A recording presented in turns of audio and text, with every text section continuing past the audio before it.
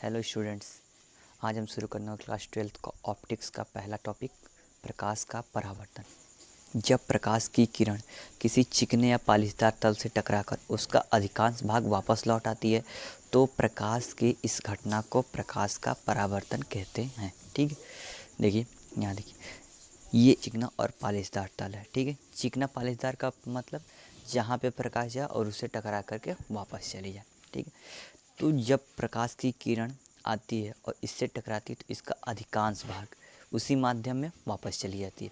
अधिकांश भाग का मतलब क्या है कि कभी भी प्रकाश की किरणें टकराने के बाद पूरा का पूरा कभी वापस नहीं आती। ठीक है, परावर्तन के नियम।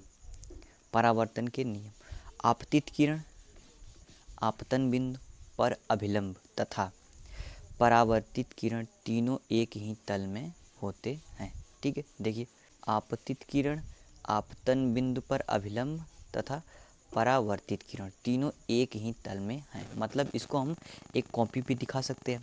ठीक है, तो जिस चीज़ को हम लोग एक कॉपी पे दिखा सकें या फिर एक्स वाई प्लेन में हम लोग दिखा सके, केवल 2D में दिखा सके, वो क्या होगा, एक ही प्लेन में होगा। ठीक है, अब देखिए अगला वाला सेकेंड रूल है, परावर्तन कोण सदैव आपतन कोण के बराबर होता है। ठीक है, यानी आपतन कोण बराबर परावर्तन कोण। यहाँ देखिए, ये है आपतन कोण, ये है परावर्तन कोण।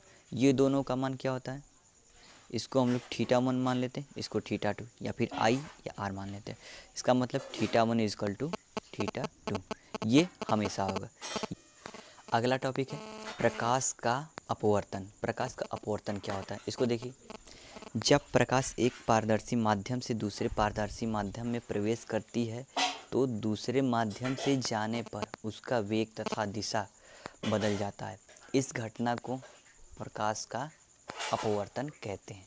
या फिर वो एक माध्यम से दूसरे माध्यम में जाएगी तो क्या करेगी, अपने मार्ग से विचलित हो जाएगी। देखिए, ये एक माध्यम से दूसरे माध्यम में जा रही है, ये इसका ओरिजिनल पाथ है और ये क्या हो रहा है, अपने मार्ग से विचलित हो जा रही है। इसका मतलब ये भी कह सकते हैं, जब प्रकाश की किरण एक माध्यम से दूसरे माध्यम में जाती है तो अपने ओरिजिनल मार्ग से विचलित हो जाती है। इस घटना को क्या कहते हैं, प्रकाश का अपवर्तन कहते हैं। ठीक है, ये N1 मान लेते हैं। N1 क्या है, विरल माध्यम, विरल माध्यम। N2 क्या है, सघन माध्यम। तो जब प्रकाश की किरण विरल माध्यम से सघन माध्यम में आएगी तो क्या होगा, अभिलंब की ओर झुक जाती है, यानी अभिलंब के पास चली जाती है। तो देखिए, विरल माध्यम से सघन माध्यम में इसका ओरिजिनल जाने का मार्ग ये है और ये क्या करे, अभिलंब की ओर झुक जा रहा है। तो ये क्या होगा, जब प्रकाश की किरण विरल माध्यम से सघन माध्यम में आएगी तो वो अपने मार्ग से विचलित होगी और अभिलंब की ओर झुक जाएगी। अपवर्तन के दो नियम होते हैं।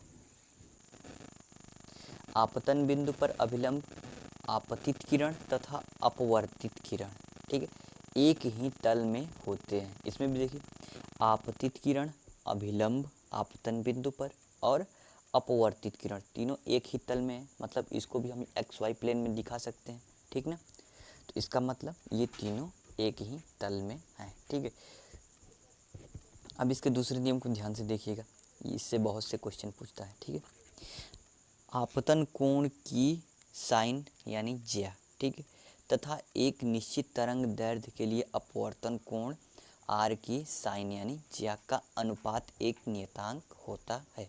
यानी आपतित किरण साइन आई की ज्या, अपवर्तित किरण आर का साइन आर एक नियतांक होता है। ठीक है, अब इसमें क्या होता है, 1n2 पहले माध्यम के सापेक्ष दूसरे का अपवर्तनांक, इसका मतलब n2/n1। जिस माध्यम का अपवर्तनांक पूछेंगे उसको ऊपर और जिसके सापेक्ष पूछेंगे वो नीचे। ठीक है, पहले माध्यम के सापेक्ष दूसरे माध्यम का अपवर्तनांक।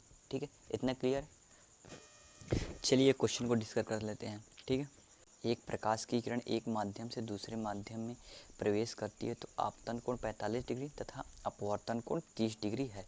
तो पहले माध्यम के सापेक्ष दूसरे माध्यम का अपवर्तनांक। ठीक है, देखिए, पहले माध्यम के सापेक्ष दूसरे माध्यम का अपवर्तनांक sine i upon sine are.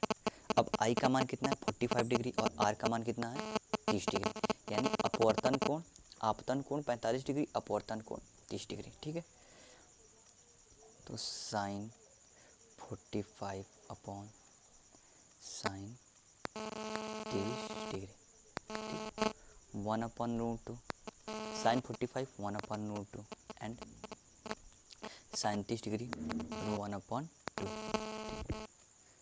तो ये 1/√2 और ये क्या चला जाएगा, ये प्लेट के ऊपर चला जाएगा, ये वाला यहाँ पे और ये ऊपर चला जाएगा। ठीक है, तो हो जाएगा 2/1। अब हम इसको लिख सकते हैं 1 × 2 2/√2। 2 को √2 × √2 लिख सकते हैं। ठीक है, अपॉन √2। ठीक है, देखिए तो √2 से √2 खत्म हो जाएगा, क्या बचेगा √2, यानी 1/2 बराबर √2। ये हमारा आंसर आ जाएगा। प्रकाश की किरण सघन माध्यम से विरल माध्यम में जाती है। सघन माध्यम में होता है जो कठोर होता है, जिसकी डेंसिटी ज़्यादा होती है। विरल माध्यम जिसकी डेंसिटी कम होती है, घनत्व तो कम होता है, वो विरल माध्यम होता है। ठीक है, देखिए अब यहाँ से एक प्रकाश की किरण आती है सघन माध्यम से विरल माध्यम में जाती है। जब प्रकाश की किरण सघन माध्यम से विरल माध्यम में जाएगी तो प्रकाश अभिलंब से दूर हटेगी। ठीक, ये इसका ओरिजिनल मार्ग है और ये अभिलंब से क्या होगा, दूर हट जाएगा। ये है हमारा अभिलंब। अभी क्या हो रहा है, अभिलंब से दूर हट जा रहा है। ठीक है, ये कोण आई है और ये कोण आर। ठीक ना, जब प्रकाश की किरण सघन माध्यम से विरल माध्यम में जाएगी तो आर का मान हमेशा आई से ज़्यादा होगा, यानी आर ग्रेटर देन आई। ठीक है, इसको आपको याद रखना पड़ेगा। ठीक, चलिए अब दूसरा कंडीशन है।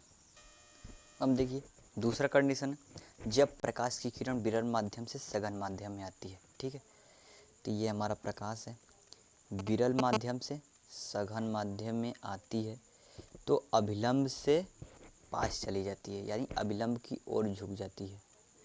ये हमारा ओरिजिनल मार्ग है और ये अभिलंब की ओर झुक जाएगी। ठीक है, तो देखिए प्रकाश की किरण आई और अभिलंब की ओर झुक गई। ये कब होगा, जब विरल माध्यम से सघन माध्यम में आएगा। ये कोण आई है और ये कोण आर। इस कंडीशन में हमेशा आई का मान आर से बड़ा होता है, यानी आई ग्रेटर देन आर। ठीक है, जब प्रकाश की किरण विरल माध्यम से सघन माध्यम में आएगी। ठीक है, इतना क्लियर है। तो मिलते हैं नेक्स्ट वीडियो में, तब तक के लिए नमस्कार।